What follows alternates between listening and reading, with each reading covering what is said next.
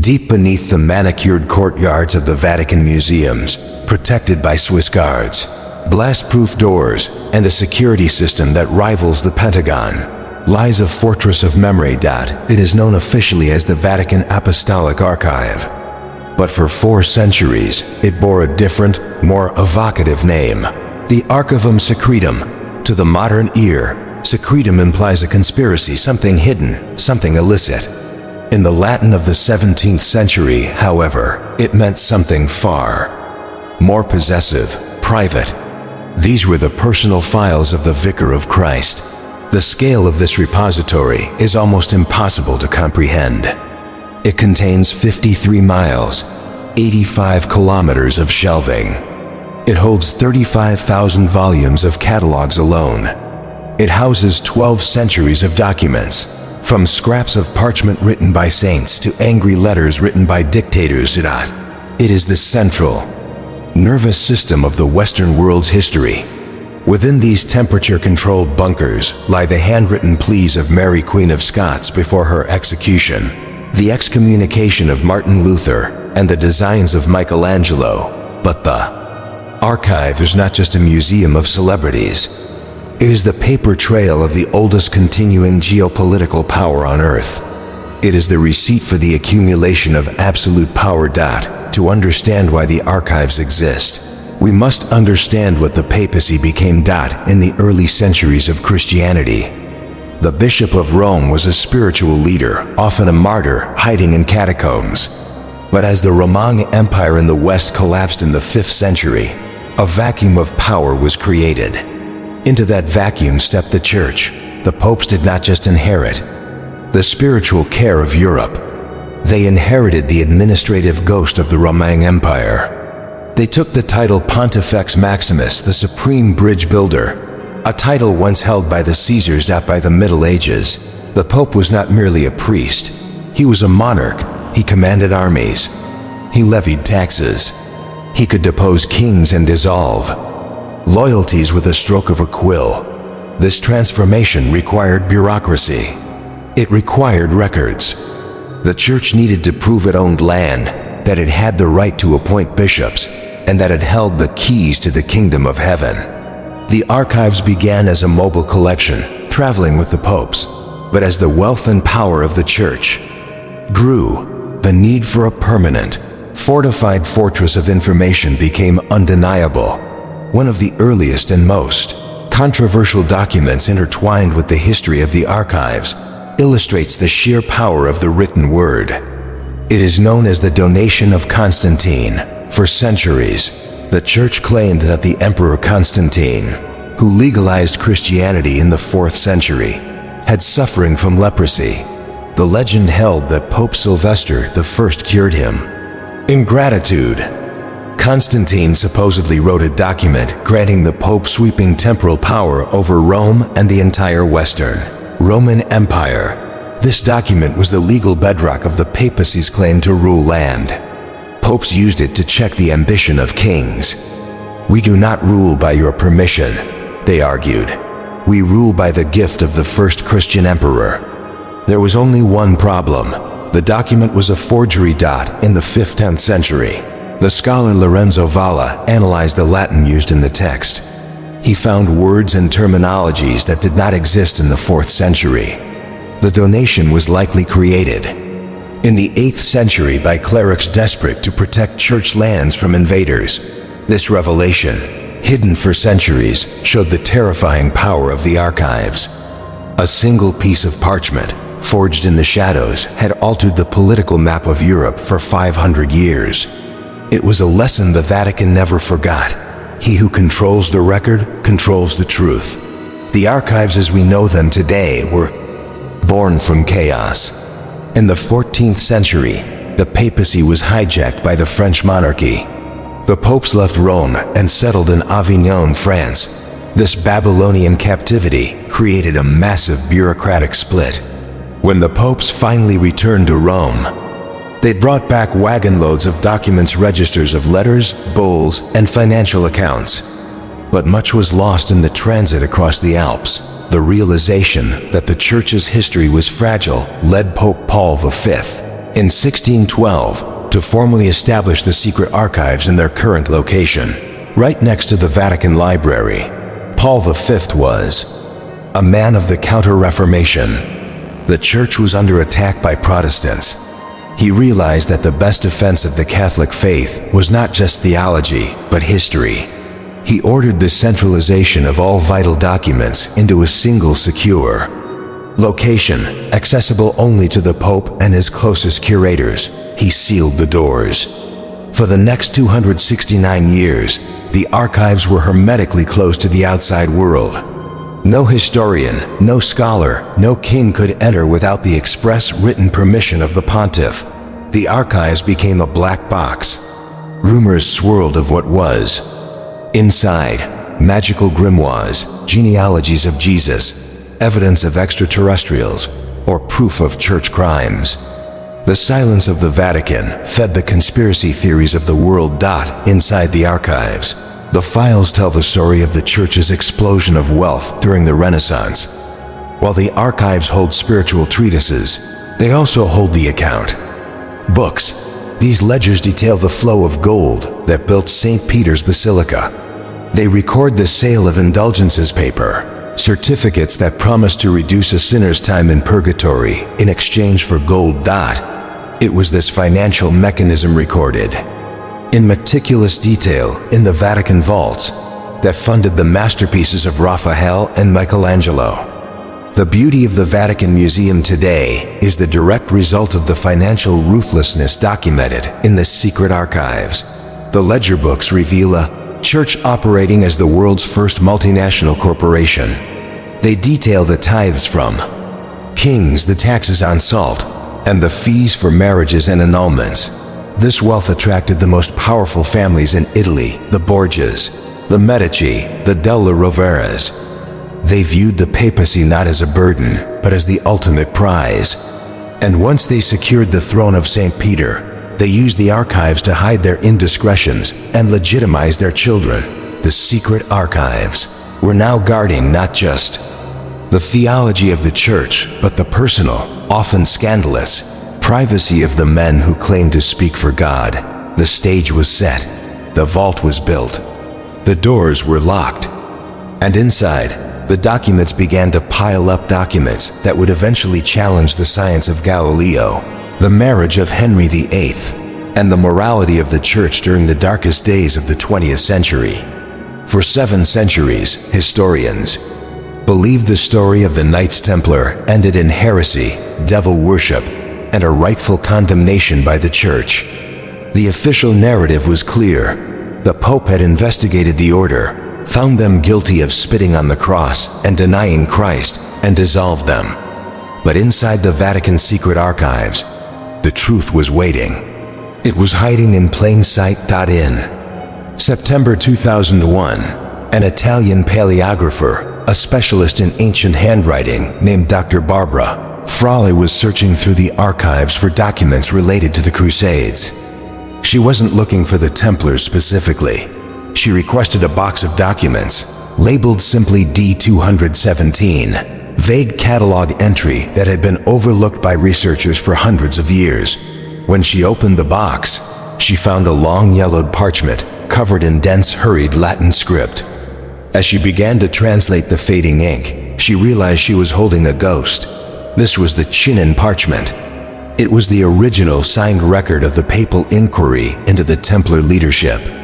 It had been misfiled in the 17th century, tucked away in the wrong box, effectively erased from history. What Dr. Frale read on that parchment shattered the accepted history of the Templars. It proved that the Pope had not found them guilty. In fact, he had secretly absolved them of all charges. To understand the significance of the parchment, we must go back to Friday, October 13, 1307, the origin of the Friday the 13th superstition. On that day, King Philip IV of France, known as Philip the Fair, launched the most successful police raid in the Middle Ages. In a single dawn operation, his agents arrested every Templar in France, seizing their assets, their castles, and their fleet. Philip was not motivated by piety. He was motivated by debt. the French crown was bankrupt. Philip owed the Templars massive sums of money from loans used to finance his wars against England. He had already expelled the Jews and the Lombard bankers to seize their wealth. Now he turned his eyes to the warrior monks. To justify seizing the assets of a religious order, Philip needed to prove they were heretics. He unleashed his inquisitors. Under horrific torture, the rack, the strappado, and burning coals, the Templar Knights confessed to anything the king wanted. They admitted to worshipping a severed head called Baphomet, to sodomy, and to spitting on the cross during their initiation rites. Philip had his confessions. Now he just needed the Pope to rubber stamp the destruction of the order.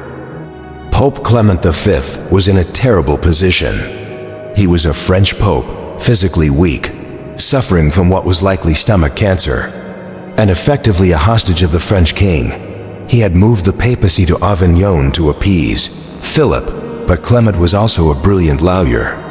He knew Philip's charges were fabricated. He knew the confessions were extracted by torture. And crucially, the Templars answered only to the Pope, not to any king. Philip's arrest of the Templars was a direct assault on papal authority. Clement tried to take control of the investigation. He demanded to interview the Templar Grand Master, Jacques de Molay, and the other leaders himself. Philip, fearing the Pope would uncover the truth, refused to send the prisoners to the Pope. He kept them locked in the dungeons of the Château de Chinon, a formidable fortress in the Loire Valley. Clement, however, was determined. He sent 3 of his most trusted cardinals to Chinon to conduct a secret hearing. Far from the king's torturers, the Chinon parchment is the transcript of this secret meeting, dated August 1308. In the document, the cardinals record the testimony of Jacques de Molay and the other high officers. Free from torture, the Templars recanted their earlier confessions of devil worship. They did admit to one strange practice: denying Christ and spitting near the cross during initiation. But they explained this was not heresy. It was a hazing ritual, a test of obedience designed to simulate what a knight might face if captured by Saracens. It was a crude military training exercise, not a rejection of God. The cardinals accepted this explanation. The parchment explicitly states, "We hereby decree that they are absolved by the Church, and they are again restored to the Christian communion and the sacraments." The Pope had found them innocent of heresy. He intended to reform the order, punish them for their crass rituals, but keep the Templars alive as a fighting force. If the Pope absolved them in 1308, why were they burned at the stake in 1314? The answer lies in the brutal reality of power. King Philip realized that if the Templars were absolved, he would have to return their money, and he had already spent it. He threatened the Pope with a schism. He threatened to declare the Pope himself a heretic and use military force against the Church. Clement V collapsed under the pressure. He realized he had to choose: save the Templars or save the papacy. He chose the papacy. Clement suppressed the findings of the Chinon parchment. He never made the absolution public. In 1312, at the Council of Vienne, he issued a papal bull officially dissolving the order, not because they were guilty, but for the good of the Church and to stop the scandal. He threw the Templars to the wolves. The final act of the tragedy took place on an island in the Seine River in Paris.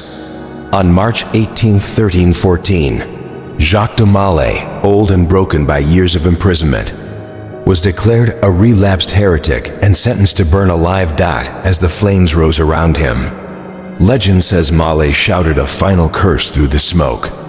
He summoned both King Philip and Pope Clement to meet him before the judgment seat of God within a year. Whether the curse was real or a later invention, history records the chilling result. Pope Clement V died of disease just 33 days later. King Philip IV suffered a stroke while hunting and died before the year was out. The Capetian dynasty of French kings collapsed soon after, leading to the 100 Years' War. For 700 years, The Chinon parchment lay in the wrong box, a silent witness to the Pope's weakness and the King's greed. Its discovery in 2001 didn't change the fate of the Templars. They were still destroyed, their land seized, their name blackened. But it did change the moral verdict of history. The document proves that the Templars were not heretics. They were victims of a state-sponsored financial hit job. The Vatican archives hold millions of documents, but few are as poignant as this single sheet of sheepskin. It is a receipt for a betrayal. It shows that the keeper of the keys had the power to unlock the Templars' chains, but lacked the courage to turn the lock. The Templars fell not because they lost their faith, but because their banker, the King of France, decided to cancel his debt with fire. For over 1,000 years, the Catholic Church, and indeed most of humanity, operated on a single sigo, comforting cosmological certainty. The Earth was the center of the universe. It was a belief rooted in the physics of Aristotle and the astronomy of Ptolemy. But more importantly, it was anchored in Scripture. Joshua had commanded the sun to stand still, not the earth. The Psalms spoke of a world firmly established, it shall not be moved. To challenge this geocentric view was not just a scientific debate, it was a theological crisis. If the Bible was wrong about the movement of the stars, what else might it be wrong about? In the early 17th century, this crisis arrived in the form of a Tuscan mathematician with a homemade spyglass and a biting wit, Galileo Galilei. The files in the Vatican Secret Archives regarding Galileo are not thin. They are massive, meticulous, and terrifyingly bureaucratic. They document every summons, every interrogation, and every theological argument deployed to silence the man who dared to say the earth moved. Galileo did not invent the idea that the earth revolved around the sun. That was the Polish canon Nicolaus Copernicus, who had published his theory safely on his deathbed in 1543. But Galileo did something Copernicus never could. He proved it. Using his improved telescope, Galileo saw things no human had ever seen. Craters on the moon, proving celestial bodies were not perfect spheres. The moons of Jupiter, proving not everything orbited the Earth. And the phases of Venus, which was mathematically impossible unless Venus orbited the Sun. In 1616, the Inquisition moved swiftly. They declared the concept of heliocentrism to be foolish and absurd in philosophy, and formally heretical. Galileo was summoned to Rome. He met with the feared Cardinal Robert Bellarmine, the Hammer of Heretics, who issued a strict injunction. The Vatican files contain the specific minute of this meeting. Galileo was ordered to abandon completely the opinion that the sun stands still at the center of the world and the earth moves, and henceforth not to hold, teach, or defend it in any way. Galileo, a devout Catholic who wanted to save the Church from its own ignorance, agreed. He fell silent. For 16 years, Galileo kept his promise. But in 1623, a new pope ascended the throne, Urban VIII. Urban VIII, Mafia Barberini, was an intellectual, a poet, and a longtime friend and admirer of Galileo. He even wrote a poem praising Galileo's discoveries.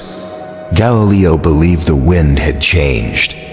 He thought he could finally publish his masterwork. In 1632, believing he had the Pope's blessing, Galileo published the dialogue concerning the two chief world systems. It was a brilliant, funny, and devastating book.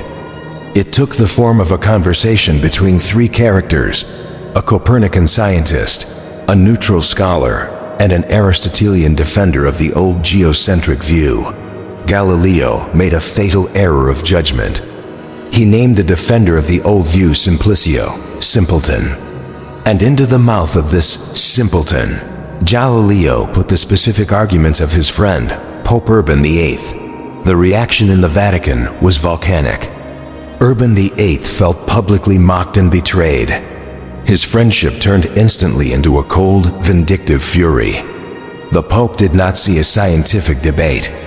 He saw an act of insubordination during the height of the 30 Years' War, when papal authority was already under siege.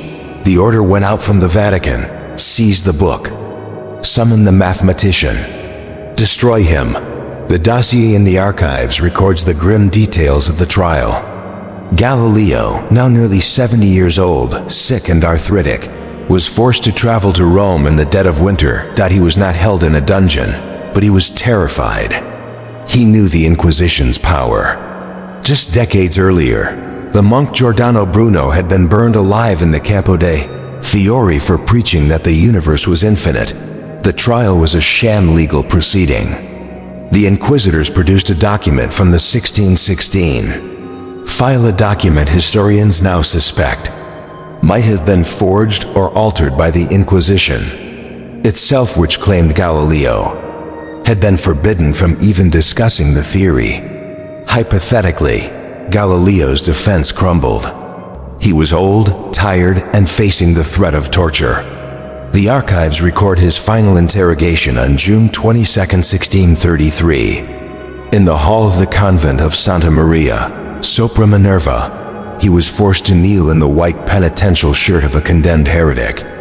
He read a prepared statement, written by the Church, abjuring his life's work. I, Galileo... abandoned the false opinion that the sun is the center of the world and immovable... and I abjure, curse, and detest the said errors and heresies. Legend holds that as he rose from his knees, he muttered under his breath, Eper si muove, and yet it moves. Whether he said it or not, the truth remained. The Church could break the man, but it could not stop the earth. Galileo was not executed. His sentence was imprisonment at the pleasure of the Holy Office. This was commuted to house arrest at his villa in Arcetri, near Florence. He spent the last 9 years of his life locked in his home, going blind, forbidden from seeing friends or publishing his work. Yet, in this darkness, he defied the Church one last time. He secretly wrote his final masterpiece, The Two New Sciences, which laid the foundation for modern physics and Isaac Newton. He smuggled the manuscript to Holland, where it was published beyond the reach of the papal censors. For centuries, the Galileo dossier sat in the secret archives, a symbol of the Church's embarrassing war against reality. It took 359 years for the Vatican to officially admit it was wrong. In 1992, Pope John Paul II formally closed the investigation into the Galileo case. He acknowledged that the theologians of the time had erred in interpreting Scripture literally, and that Galileo had been right. The Church finally made peace with the telescope. But the dossier remains a warning, a permanent record of what happens when an institution values its own authority more than the observable truth. The secret archives holds the proof that you can silence a scientist, but you cannot silence the science. Deep within the secret archives, there is a document that physically embodies the weight of history. It is not a delicate scroll or a small letter. It is a massive piece of parchment, 3 feet wide, dangling with 81 red wax seals, each attached by a silk ribbon. It looks less like a letter and more like a medieval weapon of war. This is the petition of the Lords of England, dated 1530. It is signed by the most powerful men in the English realm: 2 archbishops, 2 dukes, 2 marquises, 13 earls, 27 barons, and dozens of abbots. The letter is a desperate, threatening plea addressed to Pope Clement VII. Its demand is simple: grant King Henry VIII an annulment from his wife, Catherine of Aragon. The letter warns the Pope in stark terms: if he refuses to grant the king's desire, the English nobility will be forced to seek our remedy elsewhere. It is a thinly veiled threat of schism, a declaration that if the Pope will not act as the ultimate judge, England will fire him. This document is the physical tipping point of the English Reformation. It represents the moment just before England broke away from Rome, forever. To understand the panic behind the seals, We must understand the mind of Henry VIII. Henry was not born to be a revolutionary. In his youth, he was a devout Catholic. The Pope had even granted him the title Defender of the Faith for writing a treatise attacking Martin Luther.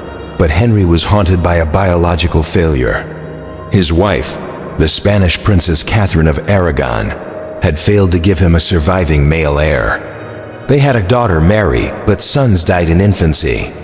To Henry, who had only recently solidified the Tudor dynasty after the chaos of the Wars of the Roses, a male heir was the only guarantee against a return to civil war. Henry became convinced that his marriage was cursed.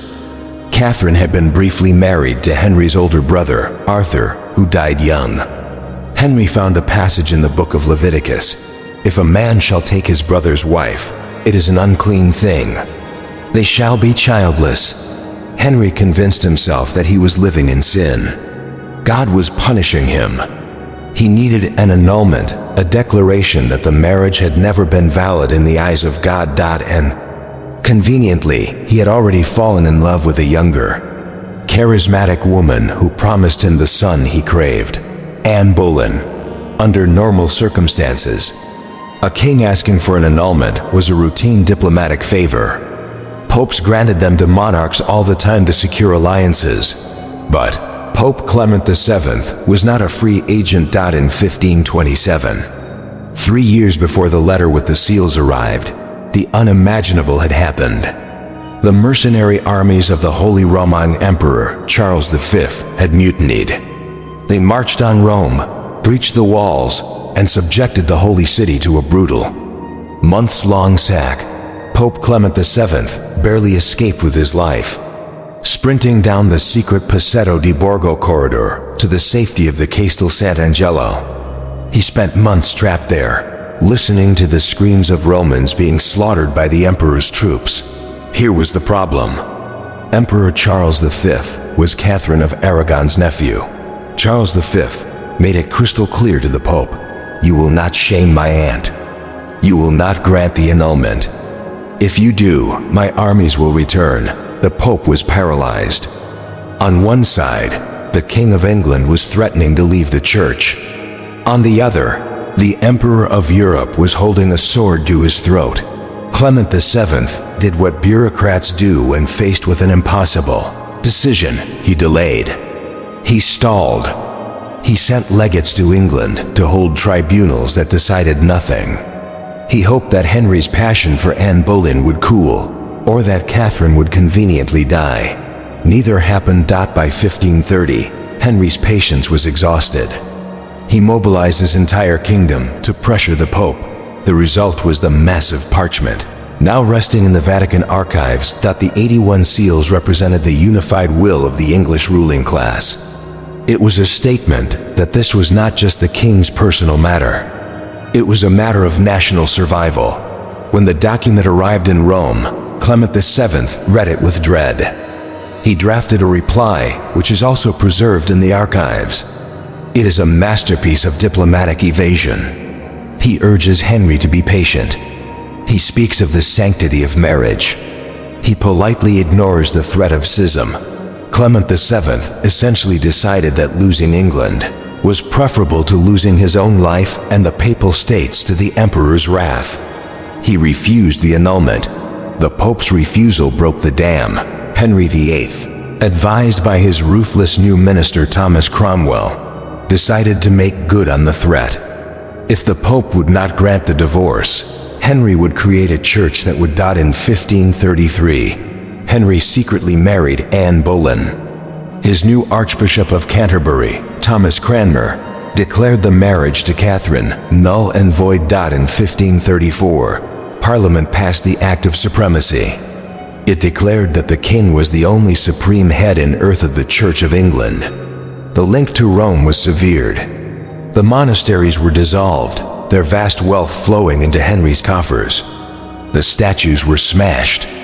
The Latin Mass was eventually replaced by English prayer. The archives hold the tragic postscripts to this decision. They hold the letters of Thomas More and Bishop John Fisher, men who refused to accept Henry's supremacy. and were beheaded for their loyalty to the Pope. They hold the diplomatic reports detailing the execution of Anne Boleyn just 3 years later, when she too failed to produce a male heir. The petition of 1530 is more than a legal request. It is the birth certificate of the Church of England. It sits in the Vatican archives as a monument to the collision of biology, politics, and theology. It demonstrates that the map of European religion was redrawn not because of a dispute over the nature of the Eucharist, but because a king wanted a son and a pope was afraid of an emperor.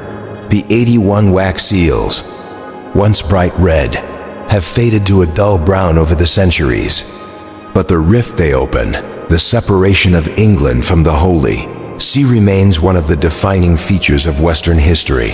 The Secret Archives teaches us that history turns on human frailty.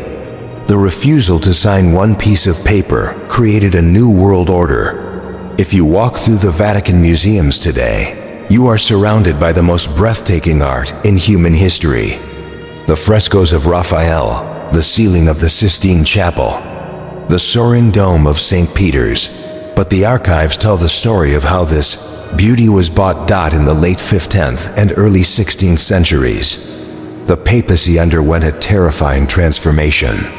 The popes ceased to be shepherds of souls and became secular princes. They were warlords, bankers, and dynastic patriarchs. This was the age of the Borgias and the Medici. The files from this era are not theological treatises. They are diplomatic cables discussing the price of mercenaries, the dowries of illegitimate daughters, and the assassination of rivals. They reveal a Vatican where the chalice on the altar was often suspected of holding poison, as well as the blood of Christ. No name is more synonymous with Vatican scandal than Borgia. In 1492, the year Columbus sailed the ocean blue, a Spanish cardinal named Rodrigo Borgia bought the papacy. The archives contain the reports of the conclave, hinting at the staggering bribes mules laden with silver that secured his election as Pope Alexander. Alexander VI made no attempt to hide his sins. He acknowledged his mistresses. He openly recognized his illegitimate children, Cesare and Lucretia Borgia, moving them into the Vatican apartments.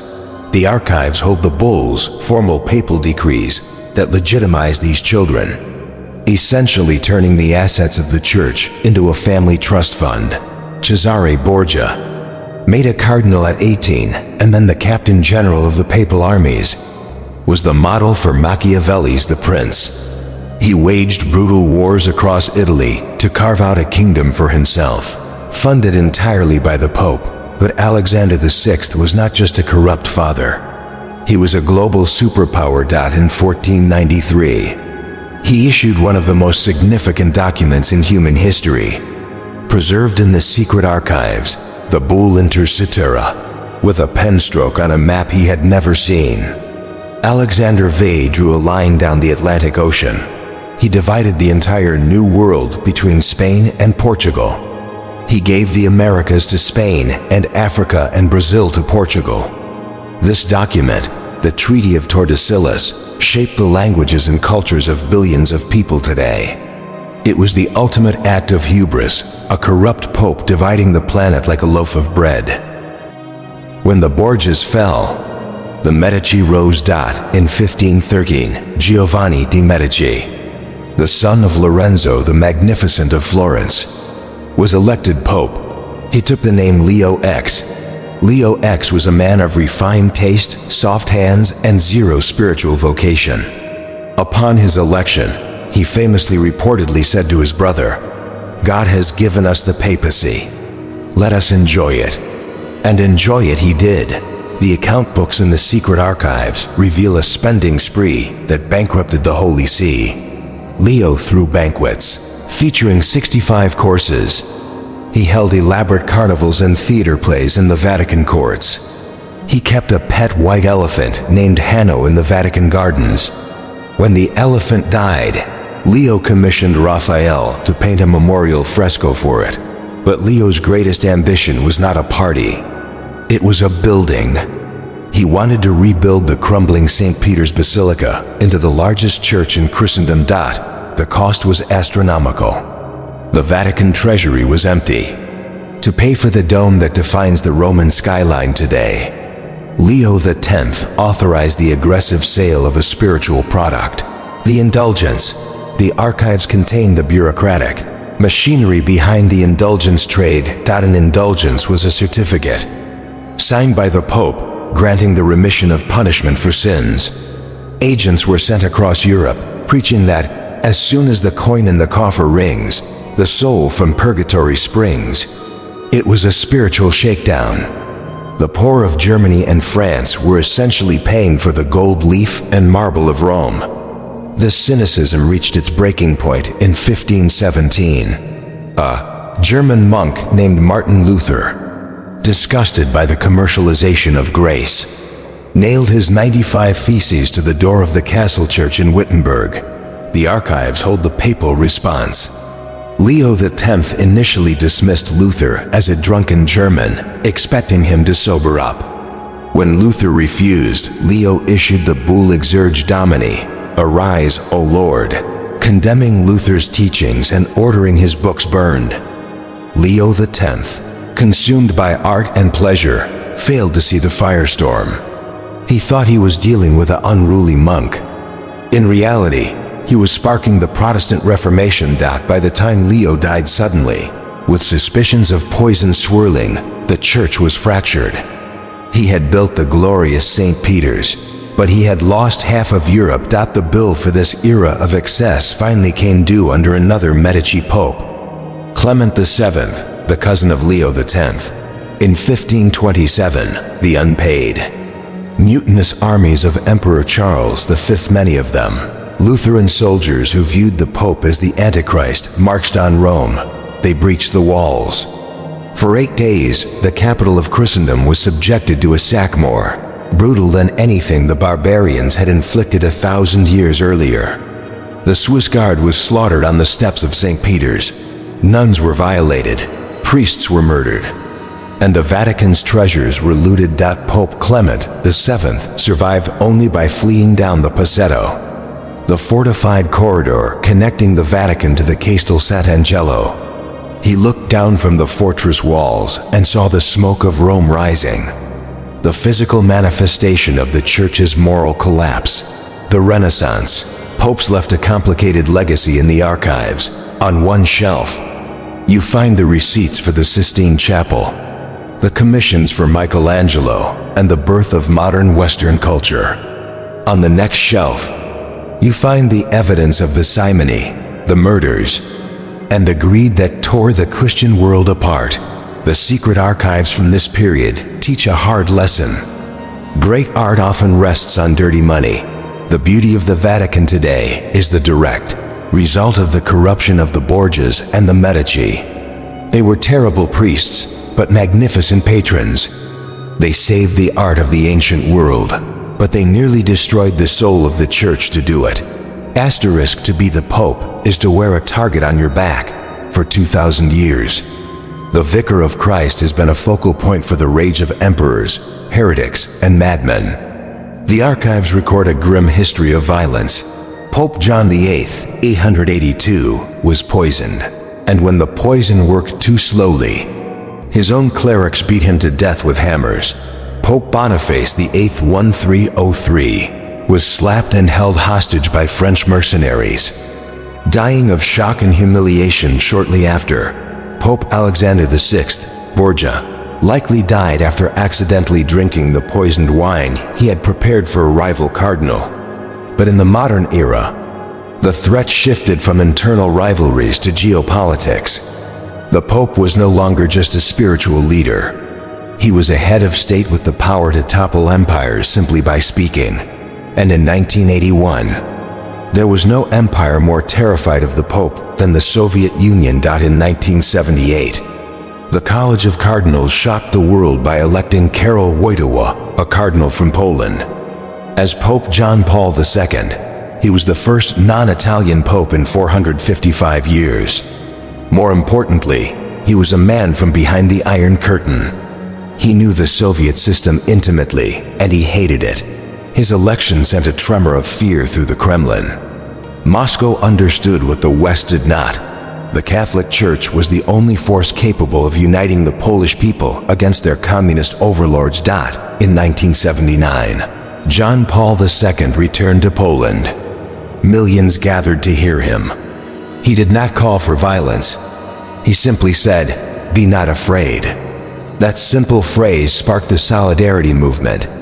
It cracked the foundation of the Warsaw Pact in the headquarters of the KGB and the Stasi.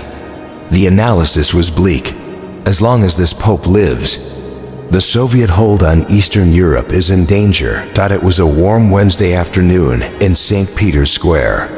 Over 20,000 pilgrims had gathered for the general audience. Pope John Paul II was riding slowly through the crowd in the open-topped Popemobile. Before they were armored with bulletproof glass, he was smiling, reaching out to touch babies, and bless the sick. At 5:17 p.m., the archives record that the pigeon flocks in the square suddenly took flight. 4 sharp cracks echoed off the marble columns of Bernini's colonnade. The Pope froze, then slumped into the arms of his aides. His white cassock instantly turned red. He had been hit twice. One bullet struck his finger and arm. The other tore through his abdomen, perforating his colon and small intestine, missing his main abdominal artery by a fraction of an inch. As the Popemobile sped frantically toward the ambulance, the crowd in the square fell into a stunned, weeping silence. In the chaos, a nun and several pilgrims tackled the shooter. He was a 23-year-old Turkish national named Mehmet Ali Aka. Aka was not a madman acting alone. He was a cold, professional killer. He was a member of the Grey Wolves, a Turkish ultra-nationalist terror group. He had already murdered a Turkish newspaper editor and escaped from a military prison. In his pocket, police found a note: "I have killed the Pope so that the world may know of the thousands of victims of imperialism." But as the Italian police and the Vatican security services began to interrogate him, the lone gunman theory began to crumble. Aka had traveled across Europe with fake passports, stayed in expensive hotels, and possessed a Browning high-power 9mm pistol that required professional procurement. Someone had funded him. Someone had guided him. The investigation files in the archives, bolstered by later intelligence releases, point to a dark conspiracy known as the Bulgarian Connection. Aka eventually confessed that he had been hired in Sofia, Bulgaria, by agents of the Bulgarian Secret Service, the loyal subcontractors of the KGB. The theory, supported by the Mitrokhin archive, KGB files smuggled out of Russia in the 1990s, suggests that the order came from the highest levels of the Soviet leadership. The Kremlin, desperate to stop the Solidarity movement in Poland, ordered the assassination of the Polish Pope to decapitate the spiritual resistance. They used the Bulgarians as middlemen, and a Turkish right-wing extremist as the triggerman, creating layers of plausible deniability. If Aka was caught, the world would blame Muslim extremists, not the Soviet Union. It was the perfect Cold War hit. Except for one detail: the Pope survived. While the intelligence agencies looked for Soviet spies, John Paul II looked for a different explanation. He looked to heaven. The shooting had taken place on May 13th, the anniversary of the first apparition of the Virgin Mary to 3 shepherd children in Fatima, Portugal, in 1917. The secrets of Fatima were prophecies given to the children. The third secret had been kept hidden in the Vatican archives for decades, read only by the popes, fueling wild speculation about the end of the world. While recovering in the Gemelli Hospital, John Paul II asked for the file on the third secret to be brought to him from the archives. He read the text written by Sister Lucia, the surviving seer. The text described a vision of a bishop in white, walking through a ruined city filled with corpses, who was then killed by soldiers firing bullets and arrows. John Paul II became convinced that he was the bishop in white, and that the prophecy had been fulfilled but altered. He believed that the Virgin Mary had guided the bullet, moving it millimeters away from his artery to save his life. The epilogue to the assassination is one of the most surreal moments in the archive's history. December 27, 1983. Pope John Paul II visited Ali Aka in his prison cell in Rome. They sat close together, knee to knee. The Pope held the hand of the man who had tried to murder him. He forgave him. Aka, the hardened killer, was reportedly terrified. He kept asking, "Why didn't you die?" "I aimed perfectly." The professional assassin could not understand how he had missed. A year after the shooting, the Pope traveled to the Shrine of Fatima in Portugal. He brought with him the 9mm bullet that the surgeons had removed from his body. In a gesture that united the gritty reality of forensics with the mysticism of faith. The bullet was fitted into the crown of the statue of the Virgin Mary. It fit perfectly into an empty space among the jewels. To this day, the bullet that was meant to start a geopolitical firestorm sits in a shrine in Portugal. A physical testament to the belief that history is guided by forces greater than the KGB. But while the Pope forgave, the archives do not forget. The files on the assassination attempt remain some of the most sensitive in the Vatican. A record of the moment when the Cold War turned hot in the middle of St. Peter's Square on March 2, 2020. A heavy door in the Vatican Apostolic Archive swung open. For the first time, Pope Francis granted scholars full access to the wartime files of Pope Pius XII. It was a moment historians had demanded for 50 years. Inside were millions of pages of diplomatic cables, private notes, and letters covering the darkest years of human history, 1939 to 1958. The world wanted the answer to one specific question: was Pius XII, as his critics claimed, Hitler's pope, a man whose silence made him complicit in the Holocaust? Or was he, as his defenders argued, a saint who worked secretly to save thousands of Jewish lives? The archives do not offer a simple verdict. Instead, they reveal a paralyzing collision between moral duty and diplomatic fear. They tell the story of a man who believed that the only way to save the Church was to remain neutral in the face of absolute evil. To understand the silence, we must understand the man. Eugenio Pacelli, Pius XII, was not a parish priest. He was a career diplomat. Before becoming pope in 1939, he had served as the papal nuncio, ambassador to Germany. He spoke fluent German. He loved German culture. But he also saw firsthand the rise of the Nazis. The files reveal that Pacelli despised Hitler. He viewed National Socialism as a pagan, violent neo-religion that threatened the very existence of the Catholic Church. Pacelli was also terrified of something else: communism. Like many conservatives of his era, he viewed the Soviet Union as the ultimate threat to Christianity. This dual fear trapped him. He feared Hitler, but he feared Stalin just as much. When war broke out, Pius XII adopted a policy of strict impartiality. He believed that the Vatican had to remain a neutral broker to negotiate an eventual peace. He feared that if he spoke out too forcefully against the Nazis, Hitler would retaliate by destroying the Catholic Church in Germany and occupied Poland. He chose the path of prudence over the path of prophecy. The archives contain the drafts of Pius XII's most famous and most criticized public statement, his Christmas Eve radio address of 1942. By late 1942, the Vatican knew. The archives hold detailed reports from nuncios and chaplains describing the mass deportations and the massacres in the East. The Pope was aware of the final solution.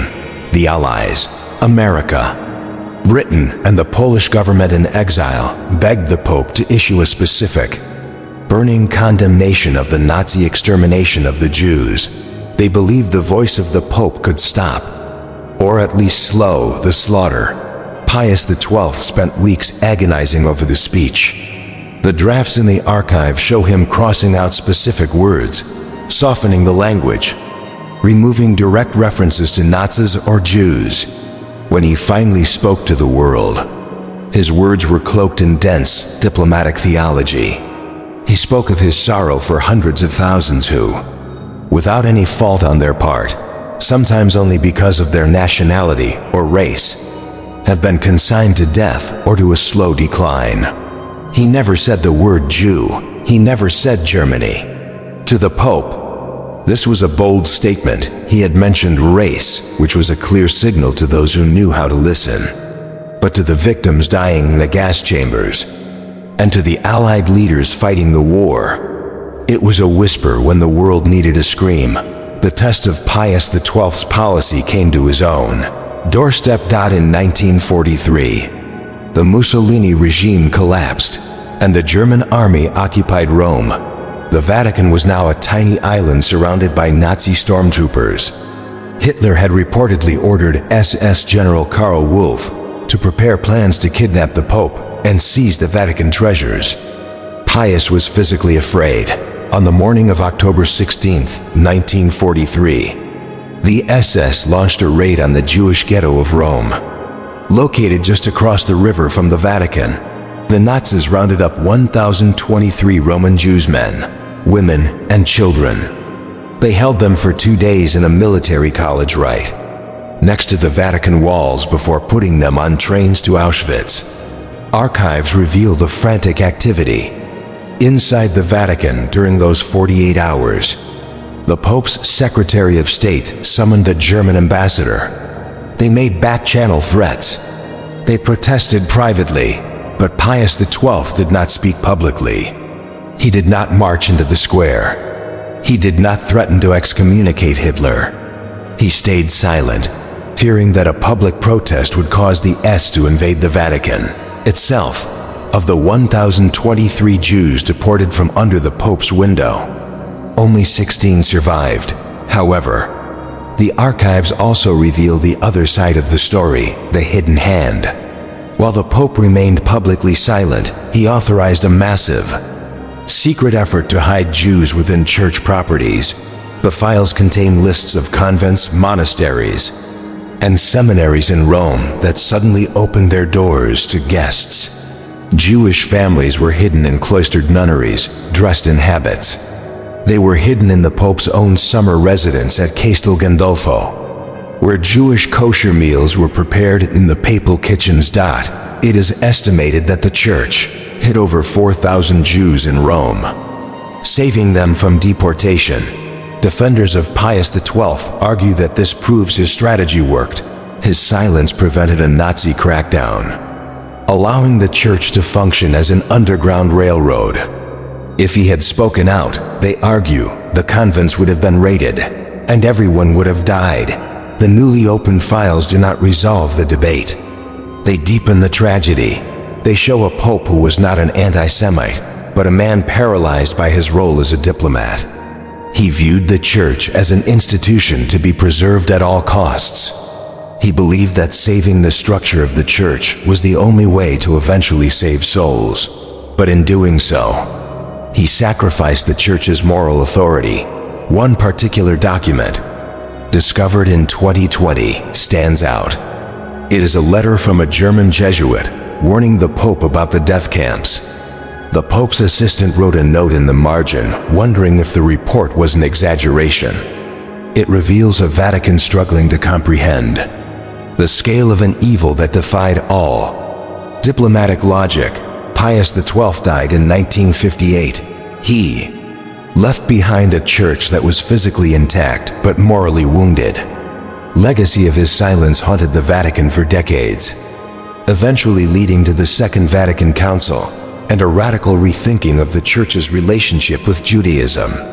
It forced the Church to admit that in the face of genocide, neutrality is not an option. The secret archives hold the proof that while the Pope may have saved thousands of lives in the shadows, his failure to speak from the pulpit remains a silence that echoes louder than any prayer. In May 1945, the Third Reich collapsed. Allied armies swept across Germany, liberating the camps and hunting for the men responsible for the industrial slaughter of millions. The Nuremberg trials were preparing to hang the leadership of the Nazi Party. But as the dust settled, Allied intelligence officers noticed a disturbing pattern. Key figures, men with blood on their hands, were vanishing into thin air. Commandants of death camps, SS officers, and Gestapo torturers were slipping through the dragnet. They weren't hiding in the German forests.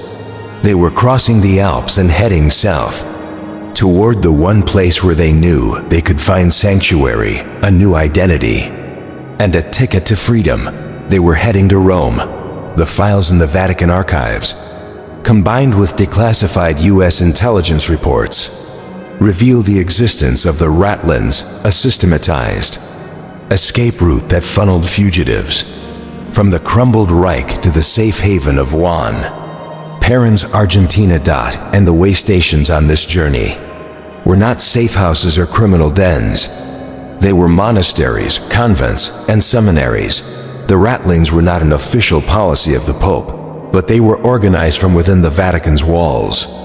The architect of this operation was an Austrian bishop named Alois Hudel. Hudel was the rector of the Santa Maria dell'Anima, the German National Church in Rome. He was a mesmerizing, dangerous figure, a high-ranking prelate who was also a convinced anti-Semite and an open admirer of National Socialism. He had written a book titled The Foundations of National Socialism, which he had personally dedicated to Adolf Hitler. In the chaos of 1945, Hudel saw the fall of the Nazis not as a victory for humanity, but as a tragedy.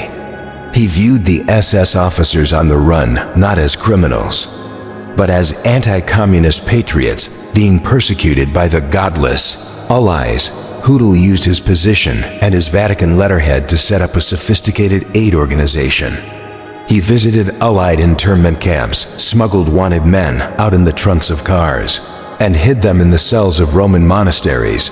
But hiding them was easy. Getting them out of Europe required paperwork. The genius of the Ratline lay in its bureaucratic manipulation. To leave Europe, a refugee needed a passport. The Nazis had none. But the International Committee of the Red Cross, ICRC, issued travel documents to stateless refugees, displaced persons who had lost their papers in the war. To get a Red Cross travel document, an applicant needed a sponsor to vouch for their identity. This is where the Vatican stepped in. The archives show a stream of letters signed by Bishop Hudel and other Vatican officials, vouching for the true identities of these refugees. Of course, the identities were fake. Franz Stangl, the commandant of the Treblinka extermination camp, who oversaw the murder of 900,000 people, arrived in Rome. Hudel provided him with a Vatican identity card bearing a fake name. Stangl later recalled that Hudel shook his hand and gave him money for a ticket to Syria. Joseph Mengele, the angel of death from Auschwitz, notorious for his horrific experiments on children, used the Ratlines to escape to South America. Adolf Eichmann, the logistician of the Holocaust, spent time in a Franciscan monastery in Genoa, disguised as a refugee. Before securing his Red Cross papers and sailing to Buenos Aires, the Vatican effectively became a laundromat for identity. Mass murderers entered the system as refugees from communism and left as simple mechanics or farmers bound for a new life, while Hudel ran the German line. An even more brutal network was operating out of the College of San Girolamo degli Illyrici, the Croatian seminary in Rome. This Ratline was run by Father Krunoslav Draganovic. His clients were the Ustashi, the Croatian fascist regime that had been so brutal even the German SS complained about their violence. The Ustashi leader, Ante Pavelic, responsible for the genocide of Serbs, Jews and Roma, was hidden in the Vatican properties. The file suggests that Draganovic didn't just help them out of charity. He helped them for gold. The Ustashi had looted the treasury of Croatia and the property of their victims, gold, jewelry, and diamonds, and smuggled it into Italy. Intelligence reports suggest this blood money was used to finance the Ratlin, paying for bribes, forged papers, and steamship tickets. The Vatican Bank, the IOR, was suspected of holding these illicit funds, blurring the line between religious charity and criminal money laundering. Perhaps the most cynical revelation found in the post-war archives is that the Vatican did not act alone. The United States Intelligence Services, the CIC, the precursor to the CIA, knew about the Ratlines, and they let them run. By 1947, the Cold War had begun. The US enemy was no longer Nazism. It was Soviet communism. The US intelligence community viewed the Vatican's Ratling not as a criminal enterprise, but as a useful asset. It was a way to evacuate anti-communist assets, spies, scientists, and technicians who could be useful in the fight against Stalin. In some cases, the US actually used the Vatican Ratlings to smuggle their own recruits out of Europe, most notably Klaus Barbie, the Butcher of Lyon. The Vatican and the CIA found themselves in an unholy alliance of convenience. The Pope feared communism. The CIA feared communism. If a few thousand SS officers escaped justice in the process, it was deemed an acceptable cost of doing business. The ships sailed from Genoa to Buenos Aires. There, the escaped Nazis were welcomed by the regime of Juan Perón, who admired European fascism and sought German technical expertise. They lived quiet lives. Adolf Eichmann worked at a Mercedes-Benz factory. Joseph Mengele practiced medicine without a license. Franz Stangl worked at a Volkswagen plant in Brazil. They raised families, celebrated Christmas, and lived in peace. Thousands of miles from the graves they had filled. It would take decades for justice to catch up with some of them. Eichmann was kidnapped by the Israeli Mossad in 1960. Stangl was extradited in 1967, but many, including Mengele and Hudel himself, died free men. The Vatican has consistently defended itself by claiming that the Ratlings were the work of a few rogue priests like Hudel, and that the Pope was unaware of the scale of the operation. They argue that in the chaos of millions of refugees, it was impossible to vet every person seeking help, but the documents in the secret archives tell a story of willful blindness. The Vatican knew who Hudel was. They knew his politics. Yet, he remained in his post until 1952, long after the war ended. The Church, obsessed with the threat of godless communism, allowed itself to become the shield for the greatest criminals of the 20th century. The Ratlins remain a dark stain on the moral authority of the Holy See, a reminder that mercy, when applied without justice, becomes complicity. If you walk through the bronze doors of the Vatican and turn right, you will find a tower called the Tower of Nicholas V. Inside this medieval fortress sits the most unique financial institution in the world, the Institute for the Works of Religion, known by its Italian acronym IOR. To the world, it is the Vatican Bank. It is a bank with no checkbooks, no loans to the public, and no counters. Its ATMs display instructions in Latin. It publishes no public financial reports. And crucially, it sits on sovereign territory. It is an offshore tax haven located in the heart of Rome, beyond the reach of Italian police, banking regulators, or tax inspectors. For decades, the IOR was the perfect black box. It was designed to manage funds for religious orders and charities. But in the 1970s and 80s, the archives suggest it became something else entirely. A massive washing machine for dirty money.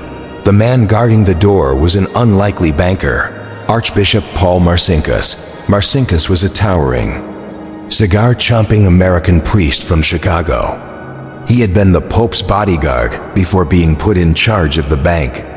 He knew nothing about finance, but he knew about loyalty. His motto was famously cynical: "You can't run the church on Hail Marys."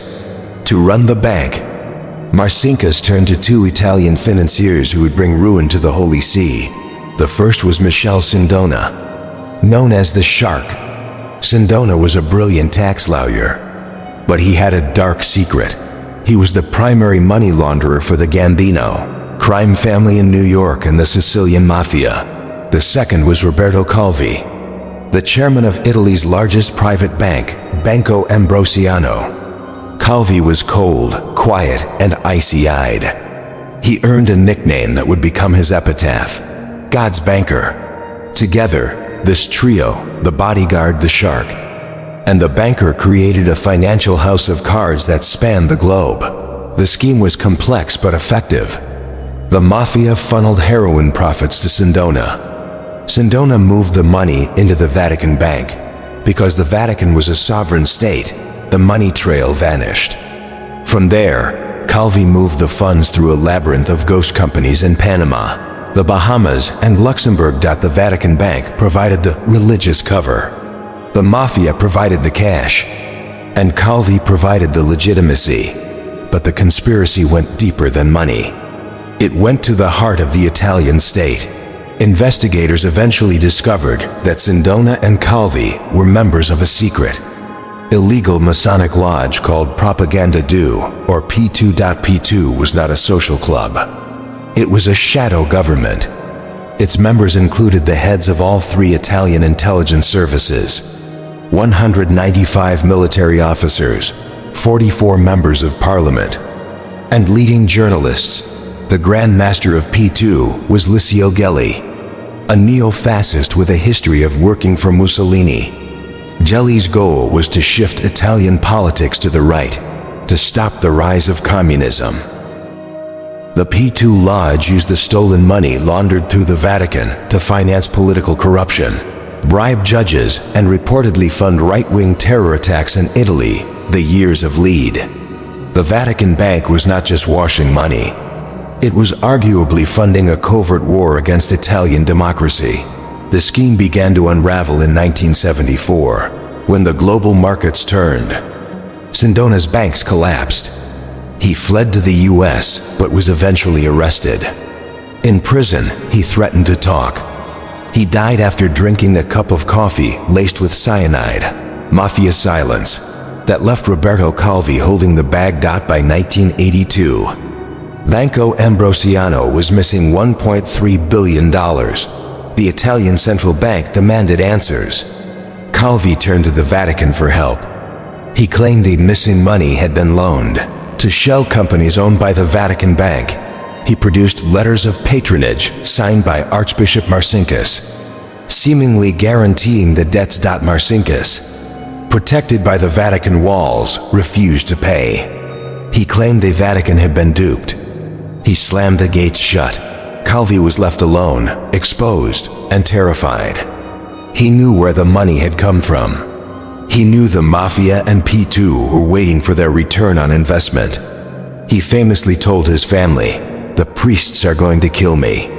On June 10, 1982, Roberto Calvi shaved his mustache, grabbed a fake passport, and fled Italy. He ended up in London, staying in a cheap flat in Chelsea. He was frantic, making calls to the Vatican, begging for protection, threatening to reveal everything in the secret archives. On the morning of June 18, 1982, a postal clerk walking to work noticed something hanging from the scaffolding under Blackfriars Bridge on the River Thames. It was the body of Roberto Calvi. He was hanging by an orange rope. He was wearing a gray suit, and his pockets were stuffed with 12 pounds of bricks and huge amounts of cash. The initial verdict by the London police was suicide, but the symbolism was too theatrical for suicide. Blackfriars, a clear reference to the Black Friars, members of P2 dressed in black robes. The bricks, a symbol of masonry. The location, the boundary of the financial district. It was a ritualistic murder. A message. Years later, forensic analysis proved Calvi could not have climbed the scaffolding alone. He had been strangled first, then hung.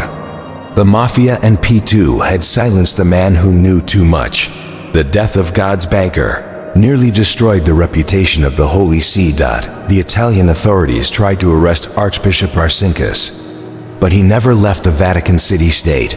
he lived for years inside the walls, protected by diplomatic immunity, playing golf and smoking cigars, while the Italian police waited helplessly on the other side of St. Peter's Square. The Vatican eventually agreed to pay a goodwill settlement of $244 million to the creditors of Banco Ambrosiano, but they steadfastly admitted no legal liability.